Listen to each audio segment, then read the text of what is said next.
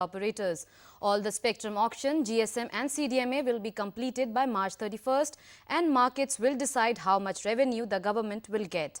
After 50% reduction, pan-India, 5 MHz of 800 MHz spectrum will now cost 9,100 crore rupees. The cabinet headed by Prime Minister Dr. Manmohan Singh considered the recommendation of the empowered group of ministers which suggested a 50% cut in the reserve price of 800 MHz band. The November auction of CDMA spectrum did not attract bidders due to high reserve prices. The reserve price set was 11 times higher than what operators paid in 2008. And now we are joined by our correspondent Sidhant Sibal to give us an update on that. Sidhant, if we look at how much importance does this decision has, and will it attract more bidders this time around during the auction? Well, that is the moot question. Will it attract bidders or not?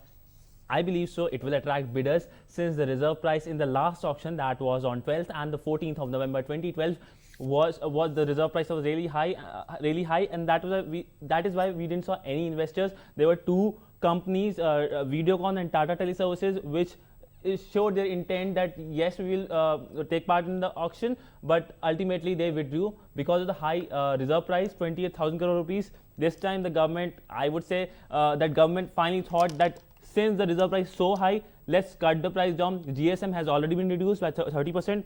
CDMA has been reduced by 50%. The decision was expected to go to cabinet, and the government had already given its intent that the decision on this will be taken before 4th of February. All right, thank you, Sidhant, for all those updates. And moving on to stock markets, market ended higher with key benchmarks